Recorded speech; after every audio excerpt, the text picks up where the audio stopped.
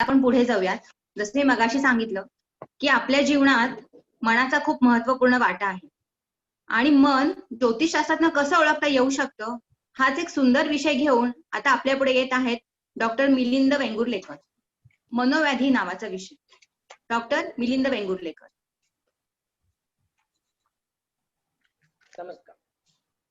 वक्रतुंड महाकाय सूर्यकोटि समप्रभा निर्विघ्नं कुर्मदेव सर्व कार्येषु सर्वदा. नमस्कार. माझे आदरणीय गुरुवर्य डॉक्टर कृष्णकुमार पांडे आणि आदरणीय डॉक्टर इंगळे सर यांना नम्रतेने नमन करून मी डॉक्टर मिलिंद सदाशिव वेंगुर्लेकर मनोव्याधी या विषयावर माझे विचार प्रस्तुत करीत आहे. या अगोदर जी 2 विवेचना झाली अतिशय सुंदर, पण प्रत्येकाला तेवढा वेळ मिळाला नाही. माझा विषय त्याही पेक्षा किचकट आणि खरंच तेवढ्या कमी वेळेमध्ये मला सुद्धा तो किती चांगल्या पद्धतीने प्रस्तुत करता येईल सांगता येत नाही, क्षमा असावी. ज्योतिषशास्त्रात मनाचा विचार नेमका कसा आणि कुठे येतो? चंद्रमा मनसो जातः, मन अर्थात चंद्रमा. विराट पुरुषाच्या मनापासून चंद्र निर्माण झाला असे पुरुष सूक्तात प्रथम म्हटले आहे. हाच चंद्र आपल्या ज्योतिषशास्त्रात मानवी मनाचा कारक मानलाय. प्राचीन ऋषीमुनी आचार्यांनी ज्योतिषशास्त्राची निर्मिती करताना सप्तग्रहांच्या पंक्तीमधील चंद्राबरोबर मन कायमचं जोडून दिलं आणि ह्याबाबत सर्वच आचार्यांचं एकमत आहे. ते अगदी आद्य कवी गीतकार यांनाही तो मान्य. कालपुरुषाच्या कुंडलीत आत्म्याचे कारकत्व रवी करतो, चंद्र मनाचे कारकत्व सांभाळतो, मंगळ सत्व गुणांचा म्हणजे धैर्य मानसिक संतुलन, बुध वाणीचे सामान्य बुद्धीचे कारकत्व, गुरु सर्व सुखांचे कारकत्व सांभाळतो, शुक्र हा सर्व सुख जसे ऐहिक काम भोग इत्यादी भौतिक सुखांचे आधार, तर शनी हा सर्व दुःख आणि विपत्तीचा कारक. व्यक्तीच्या जन्माच्या वेळी जो ग्रह अतिशय बलवान असेल त्या ग्रहाच्या अनुषंगाने त्या व्यक्ती त्या ग्रहासंबंधित समाधानकारक सौख्य प्राप्त होते. तरीही शनी ग्रहाच्या बाबतीत साधारण या विपरीत अर्थ असा होतो. त्याचे महत्वाचे कारण शनी हा निर्बली असता दुःख वाढवतो, ह्या अर्थाने तो अनिष्ट म्हटलेला आहे. भारतीय ज्योतिषशास्त्रात चंद्राला खूपच महत्व आहे. चंद्र हा व्यक्तीच्या मनाचा आरसा, जातकाची एकाग्रता, विषयाची गंभीरता, निर्णय घेण्याची क्षमता, अटीतटीच्या प्रसंगांमध्ये मत नोंदवण्याची त्यांची क्षमता, एवढंच नाही तर बुद्धीचा योग्य वापर करण्यावरही मनाचं नियंत्रण असतं. प्रत्यक्ष जीवनात नित्य होणाऱ्या कर्म विपाकांवर सुंदर मनाचं जर आच्छादन ठेवलं तर शरीर आणि व्यावसायिक यश अतिशय सुंदर लागतं. हे सर्व त्या व्यक्तीच्या जन्मावेळी असलेल्या चंद्राच्या स्थितीवर, त्याच्या बलावर, त्याची राशीगत भावगत स्थिती, कोणत्या नक्षत्रात आहे, त्यावर इतर कोणत्या ग्रहांची दृष्टी पापग्रहांच्या सहयोगात आहे की शुभ ग्रहांच्या, त्यावर अवलंबून राहिली. मन आणि बुद्धी यात तसं खूप अंतर आहे, किंवा असे म्हणू की व्यावहारिक चातुर्यासाठी बुद्धीचा वापर नित्य करतो आपण. मात्र मन जर शुद्ध असेल तर जीवनात सर्वांग सुंदर यश लाभते.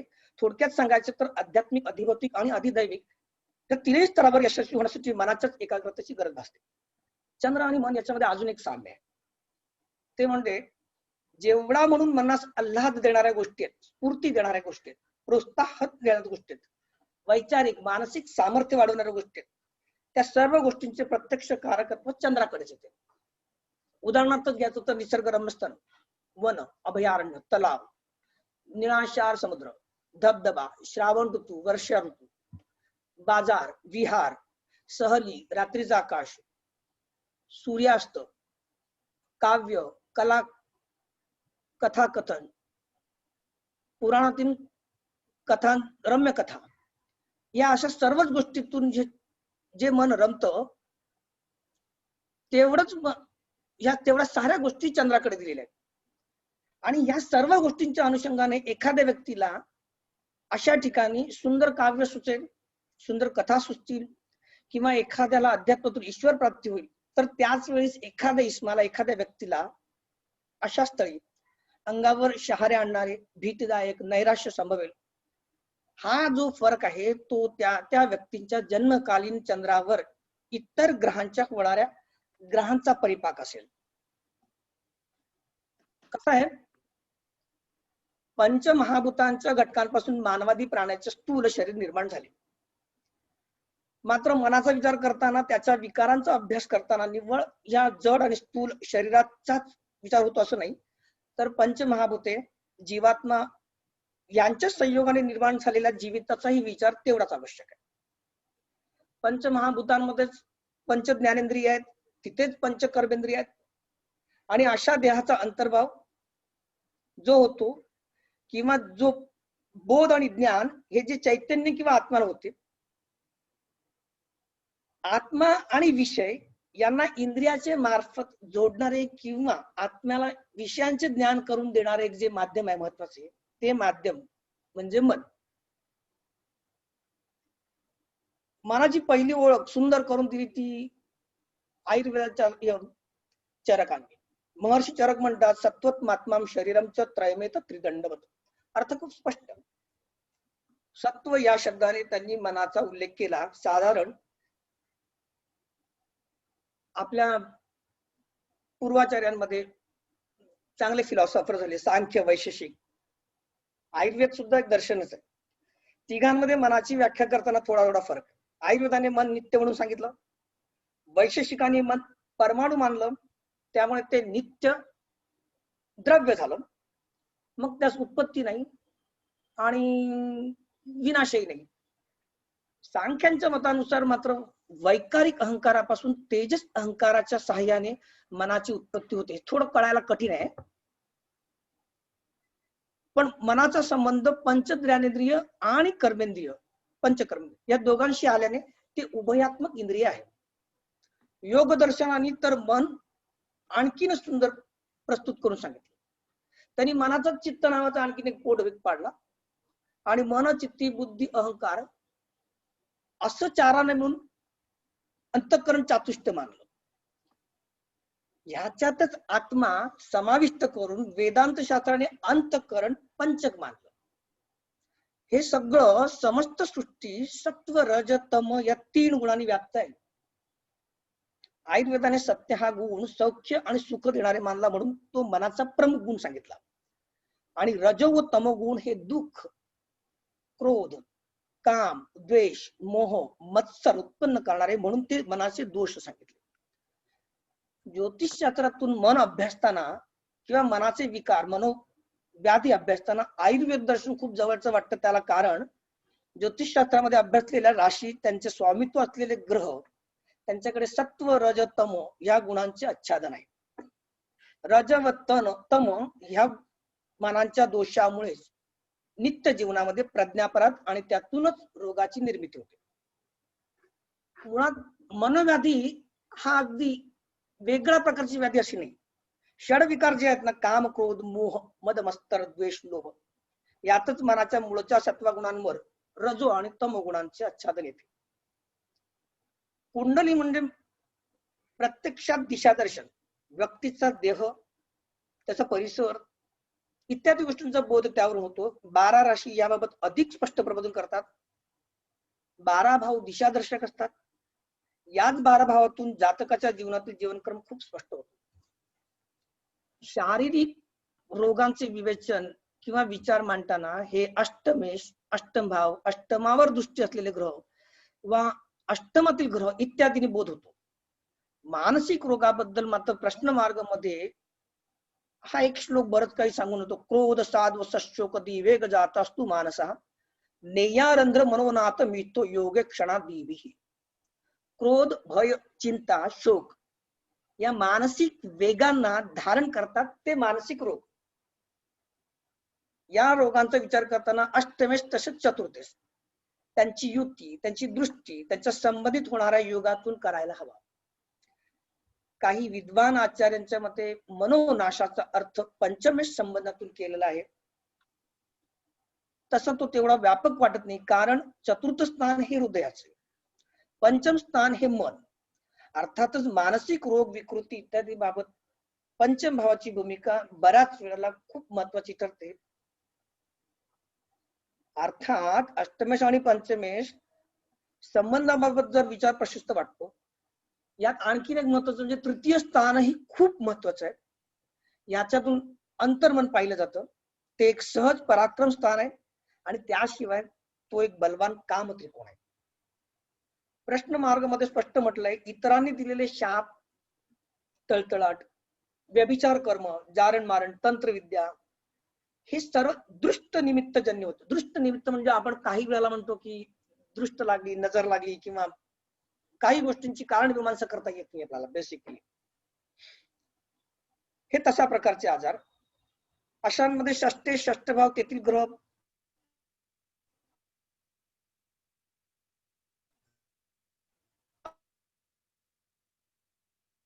असावेत.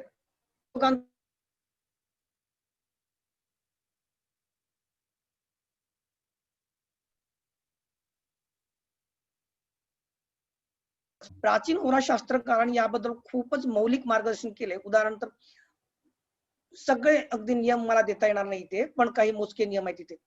लग्नी गुरु सप्तमात मंगळ, लग्नी गुरु सप्तमात शनी, लग्नी शनी मंगळ युती, सप्तमातील शनी मंगळ युती, लग्नी क्षीण चंद्र, व्ययात क्षीण चंद्र शनी युती, क्षीण चंद्र इतर पापग्रहाने पीडित असेल, सप्तम भावात गुलिका बरोबर इतर पापग्रह असतील, तृतीय, षष्ट, अष्टम या व्ययस्थानामध्ये पापग्रहाने युक्त असा बुध असेल, तर जातकाला त्या शक्यता आहे बऱ्याच वेळेला उन्मादी अवस्था येते. उन्माद, अपस्मार इत्यादी रोगांवर चंद्रबुधाच्या मूळ गुणांना व त्यांच्या खाली येणाऱ्या रोगांचा विचार हा खूप महत्वाचा दुवा ठरतो. चंद्राचे कारकत्व मनावर आणि बुद्धीचा कारक बुध, तेव्हा या षड रिपूंवर व मनोव्याधी, नैराश्य इत्यादी अभ्यास करताना हे संबंध फार महत्वाची मेघ समजली जाते. चंद्रजन्य आजारामध्ये मनोव्याधींच्या बाबत विचार करता अधिक निद्रा, अधिक आळस, चित्ताची अशांतता, चंचलता, मानसिक उद्वेग, जलभय, धर्मजन्य अपराध इत्यादी दैवी. आणि बुधांच्या व्याधीमध्ये मोठ्याने ओरडणे, शिवेगाळी करणे, निंदा नालस्ती करणे, खोटे नाटे आरोप करणे, दोष लावणे, खोटी साक्ष देणे, लिखित वाणीने निंदा करणे इत्यादी होईल. अजून एक विकार असा येतो जो नीच कर्म, पाप कर्म, कुकर्म वर्गामध्ये येतो. या व्यक्ती बहुतांशी अशिक्षित, संस्कारहीन आणि नैतिक मूल्यांची चाड नसणारे नसतात. धर्मशास्त्रात पातक हा जो शब्द आहे तो पारिभाषिक आहे. मानवाची आत्मिक आणि शारीरिक अधोगती दर्शवणारी कर्मे म्हणजेच पातक. त्यात दारूचं तीव्र व्यसन, कुंटन खाणे, वेश्यागृह, दलाली, चारित्र्यहीन कामं करणे इत्यादी बाबतीत त्यांना काही देणं घेणं नसतं. कमी श्रमात जास्त पैसा कमवणं, भोग सुखांच्या आहारी जाणं, हे दोन्ही रजो आणि तमो गुणांचे प्राबल्य वाढवणारे राहतात. व्यक्तीच्या कुंडलीतील ग्रह ज्या राशीत भावात असतील त्या त्या तत्वदर्शक इंद्रिय सुखांकडे व्यक्तीचा जास्तीत जास्त कल राहतो. पुढील जीवनात राशी चक्रातील लग्न आणि चंद्र सापेक्ष गोचरी भ्रमण सुरू झालं की मनातील या सुप्त स्मृती जागृत होतात आणि मग त्या अनुकूल घटना घडतात.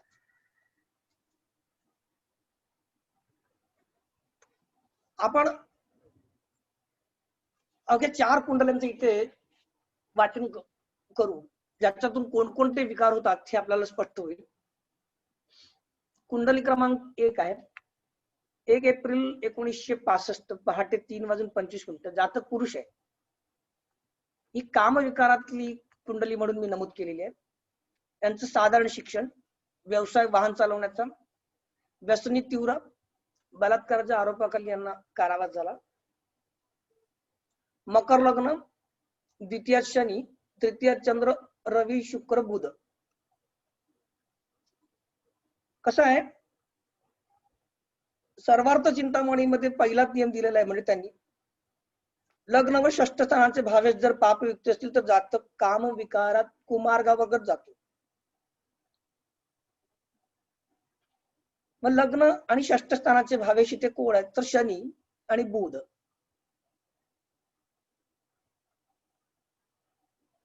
लग्न सपापे यदि दार नाते जात परश्री शूरत कुमार्गी. सर्वार्थ चिंतामणीमध्ये असं म्हटले, पापग्रहाने युक्त सप्तमेश असता जातक परश्री संबंध ठेवतो. सप्तमेश चंद्र हा क्षीण आणि त्यावर मंगळाची आठवी दृष्टी. दशम आणि चतुर्थ या स्थानी क्रमाने राशी मंगळ आणि शुक्राची असेल किंवा ती उलट क्रमाने असेल, म्हणजे शुक्र आणि मंगळाची अशी असेल, तरीही जातक व्यभिचारी होण्याची शक्यता राहते. शुक्र अस्तंग असता जातक अत्याधिक कामुक राहतो. हा जातक तत्व मधला श्लोक. 4 नियम किंवा याहूनही अधिक नियम या कुंडलीला लागतात. कुंडलीचं विवेचन करताना असं म्हणू आपण, ज्या परिस्थितीत हे राहत होते तो परिसर, ते संस्कार, मुळात यांच्या कुंडलीमध्ये केंद्रात ग्रह नसणं हा सुद्धा एक अशुभ भाग आहे. नवांशात शुक्र, वृश्चिक नवमांशात. नवांश कुंडलीत सप्तमावर शनी मंगळ दोघांची एकत्रित दृष्टी. क्षीण चंद्र तृतीयातला कामुकता वाढवतो, विषय विकार वाढवतो. क्षीण चंद्रावर मंगळाची आठवी दृष्टी. चंद्राच्या व्ययात रवीच्या व्ययात शनी. षष्टेश बुधावरही मंगळाची आठवी दृष्टी. अतिव्यसनी, अति कामुक, संस्कारहीन, त्यामुळे आपण नेमकं काय करतो याचं भान राहत नाही.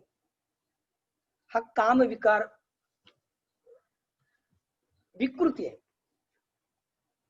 दुसरी कुंडली आहे 15 जानेवारी 1956, सकाळी 9:52. ही पुरुष जातक आहे. ते त्यांचं शिक्षण अगदी नावालाच. लहानपणापासून यांचा गलिच्छ गोष्टींशी, वाईट व्यवसायांशी संबंध, पूर्ण व्यसनाधीन. बऱ्याच वेळा यांना पोलिसांची अटक झाली. मारहाणीमध्ये यांनी एकाचा जीव घेतला. जातक पारिजात मधला नियम काय सांगतो, दशमात दुर्बल पापग्रह असतात जातक जुगार, सट्टा, लॉटरी, वायदा, बोली इत्यादी धाडसाची कामे करतो. पापो यच्छति कर्मगो विबलवान भूत क्रिया साहसम. बृहत पाराशरी होराशास्त्र मधील श्लोक आहे. द्वादशे रिपु भावेशे व्यसनी हिंसको नरहा. षष्टेत जर व्यात गेला तर जातक व्यसनी, हिंसक किंवा आक्रमक होतो. त्याचं मनावर नियंत्रण राहत नाही. हे मनोविकारचं लक्षण आहे. जातक तत्व मधला नियम असा आहे, लग्न पारावेशांकांको क्रूर हत्या. लग्नेश व मंगळ एकाच नवमांशामध्ये असतील तर ती व्यक्ती क्रूर पद्धतीने हत्या करणारी राहते किंवा अशा गोष्टी करायला मागे पुढे बघत नाही.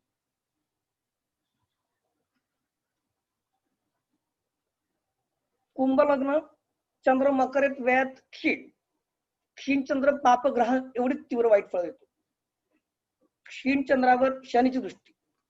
शुक्र कुंभेचा लग्नी. दशमात शनी मंगळ हे दोन्ही पापग्रह सोबत राहू. शनी मंगळ एकाच नवमांशी अष्टमात. शुक्र वृश्चिक नवमांशात. यामुळे जातक पूर्ण व्यसनाधीन व जुगारडा होतो. त्यांना खूप राग येतो. हे तरुणपणामध्ये स्किझोफ्रेनियाचे पेशंट होते. कुंडली क्रमांक 3 साधारण उन्माद, जडबुद्धी किंवा विक्षिप्त अशा प्रकारची कुंडली. हा एक विकारच आहे. 9 डिसेंबर 1954 जातक पुरुष, सकाळी 5 वाजता. यांचं शिक्षण उच्च, घरची श्रीमंती. भारतभर भ्रमंती केली. तारुण्यात एका स्त्रीच्या प्रेमात खूप वेळ घालवला पण विवाह झाला नाही. व्यसनात गुरफटल्यानंतर त्यांनी आत्महत्या केली. जातक तत्व मधला नियम आहे किंवा श्लोक आहे, लग्ने शनो मदती कोणे पूजे उन्मादिश. लग्नी शनी मंगळ व लग्नी शनी असता व मंगळ पंचम सप्तम किंवा नवमात असताना जातकास उन्मादी अवस्था येते, ही लक्षण आहेत. धी कारके सपापे वाक्रूर षष्टांश विस्मय स्थिर. हा म्हणजे बुद्धीचा जातक बुध वा बुद्धी स्थानाचा म्हणजे पंचमाचा कारक गुरु पापग्रहण युक्त असेल वा क्रूर षष्टांशात असेल तर जातक विस्मय बुद्धीचा राहतो. पापान्विते यदि विदेशगतो तीर्मूर्खा कामातुरो वध रुचिर विकृतितानन स्यात्य.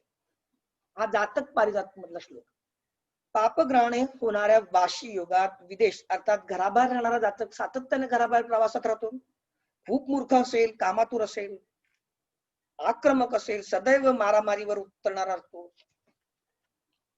विमर्श काय? तूळ लग्न, वृषभ रास, कृत्तिका नक्षत्र अष्टमात, लग्न शुक्र शनियुक्त, लग्नीच, चंद्र अष्टमात व मंगळाच्या दृष्टीने, रवीच्या द्वितीयात राहू मूळ नक्षत्रात व रवीच्या व्ययात शनी, चंद्राच्या द्वितीयात केतू, बुध वृश्चिक नवंश, नवंश कुंडलीत शुक्र शनी एकत्रित मेषचे. या ग्रहस्थितीमुळे जातक स्वैर जीवन जगला, मानस उपचार खूप झाले, त्यांनी आत्महत्या केली, पण ती सुद्धा केल्यानंतर बऱ्याच दिवसांनी हे सापडले. बुध वृश्चिक नवंशी, शुक्र वृश्चिक नवंशी असता आयुष्यात काहीतरी अशा घटना घडतात की ज्यामुळे आयुष्याला एखाद्या वेळेला कलाटणी मिळते. लग्नापासून अष्टमात कृत्तिका नक्षत्रात चंद्र आणि चंद्राच्या अष्टमात मूळ नक्षत्रात राहू कदाचित त्यामुळे खूप आक्रमक होत असते. कुंडली क्रमांक 4 ही एका वेगळ्या मनोविकाराची आहे. म्हणजे ही त्यात मी कोणते नियम वगैरे लावले नाहीत. आपल्या सगळ्यांना ही संग्रही ठेवावी अशी कुंडली असेल. स्त्री जातक काही 16 मार्च 1990, जन्म सकाळी 10:45,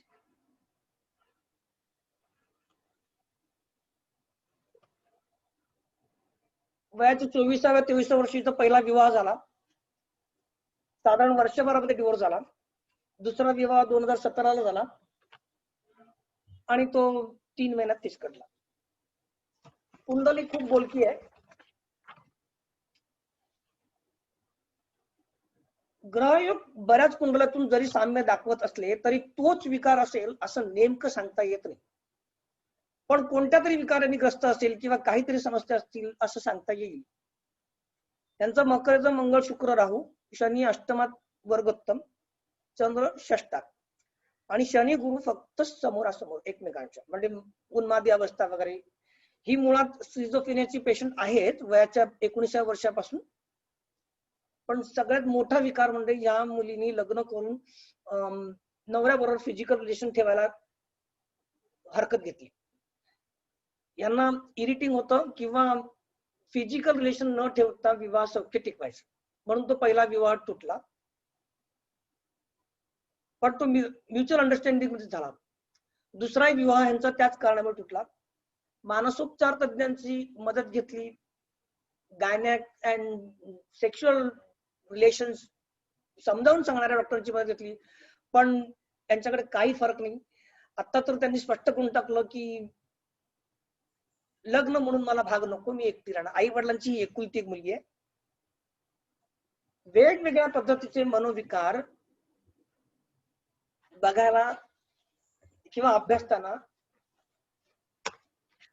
ग्रहयोग ठरवताना कसोटी लागते.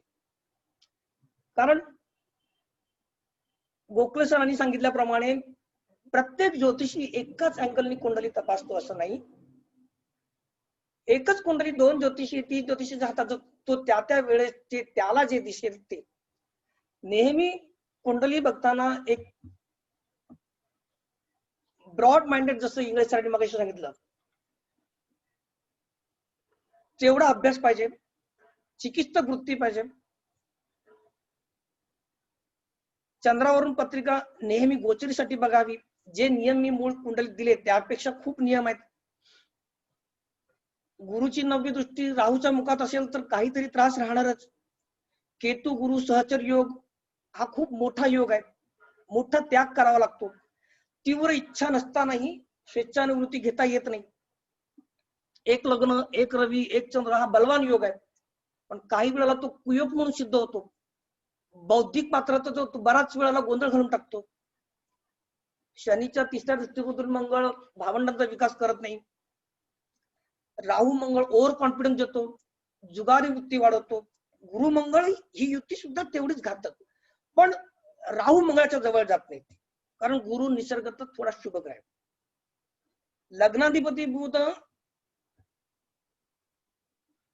लग्नाधिपती जर बुधाच्या युतीत असेल तर व्यक्ती आयुष्यात खूप चतुर, चांगले निर्णय घेणारी राहते.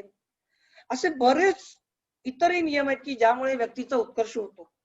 सगळ्यात महत्वाचं म्हणजे उत्कर्ष होताना शनीच्या दृष्टीत ग्रह नसावेत असं मला वाटतं, कारण त्यामुळे थोडासा का होईना उशीर संभवतो.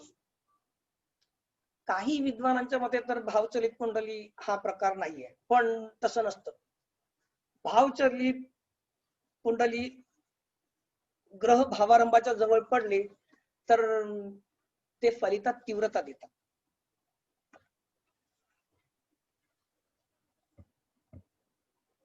फार कमी वेळेमध्ये मी हा विषय सादर केला. फार महत्वाचे मुद्दे कदाचित राहून गेले असतील, आपण शांततेने ऐकून घेतले. वास्तुस्पंदन व ॲस्ट्रोबुस्टरचे सर्वेसर्वा व या मंचाचे ज्योतिष मंत्राचे कार्यक्रमाचे आयोजक डॉक्टर नरेंद्र कुंभीकर यांनी मला आपल्यासमोर बोलण्याची संधी दिली, त्याबद्दल मी त्यांचा खूप आभारी. अजून एक सूचना, डॉक्टर इंगळे सरांचा तर मी खूप आभारी राहीन, कारण मी 97ला शास्त्री झालो महाराष्ट्र ज्योतिष परिषदेतून, आणि त्याच्यानंतर पहिली त्यांची भेट माझी तिथे झाली होती. त्यांचं कोर्ट चक्रावरचं जे व्याख्यान होतं ते आम्ही खूप मन लावून ऐकलं आणि जवळजवळ महिनाभर आम्ही ते चर्चा करत होतो. आज असा योग आहे की त्यांच्या अध्यक्षतेखाली मला माझे पहिले विचार मांडायला मिळाले या सभा मंचावर. तेव्हा मी त्यांचे मनपूर्वक आभार मानतो की त्यांनी माझे विचार किंवा माझ्या काही उणीवा असतील तर त्या मला सांगा.